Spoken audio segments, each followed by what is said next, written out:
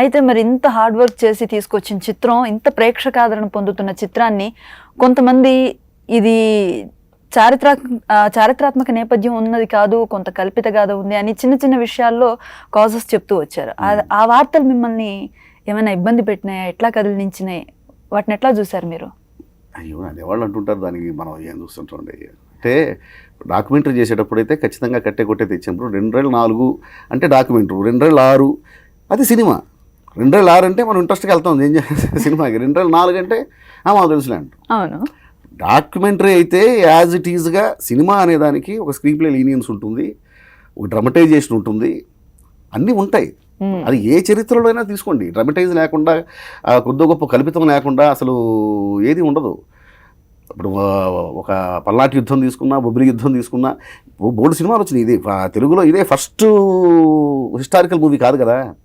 దీనికంటే ముందు ఎన్టీ రామారావు గారి చాణక్య చంద్రగుప్త వచ్చింది, తెనాలి రామకృష్ణ వచ్చింది, పల్నాటి యుద్ధం వచ్చింది, బొబ్బిలి యుద్ధం వచ్చింది, చాలా వచ్చినాయి. అన్నిట్లో కల్పితాలు ఉంటుంది, అన్నిట్లో డ్రమటైజేషన్ ఉంటుంది. సినిమా చూడాలి కదా. ఈ గౌతమిపుత్ర శాతకర్ణి చిత్రంలో ఒక ప్రేక్షకుడిగా మీకు ఏ పాత్ర బాగా నచ్చింది? గౌతమిపుత్ర శాతకర్ణిలో అసలు ఏ పాత్ర నచ్చలేదు చెప్పండి. నేనైతే అన్ని క్యారెక్టర్స్లో ఇన్వాల్వ్ అయ్యాను, అన్ని క్యారెక్టర్స్ ఇన్వాల్వ్ అయ్యి రాశాను. అవన్నీ నాకు నచ్చకపోతే ఆ డైలాగ్ అంత బాగా రాదు కదా.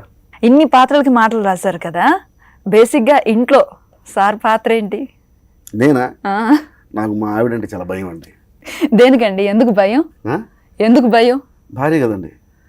శాతకర్ణి భయపడ్డప్పుడు సాయిమాధవ్ భయపడ్డా. నిజంగా భర్తలు అంత భయస్థులైతే ఆడవాళ్ళందరూ చాలా ధైర్యంగా తిరిగేస్తారండి. భలే చెప్తారు మీరు. అందరూ మ్యాక్సిమం భయస్థులు ఉన్నారు కాబట్టే ఇంకా కొంత నడుస్తూ ఉంది. అయితే ఇది ఒప్పుకోవాలి, సాయి మాధవ్ గారి లాగా. సాక్షి టీవీ ప్రసారాలను నిలిపివేయడం చట్టరీత్యా నేరం. సాక్షి టీవీ ప్రసారాల కోసం మీ స్థానిక కేబుల్ ఆపరేటర్ని వెంటనే సంప్రదించండి. DTHలో, ఇంటర్నెట్లో కూడా సాక్షి టీవీ ప్రసారాలను వీక్షించవచ్చు.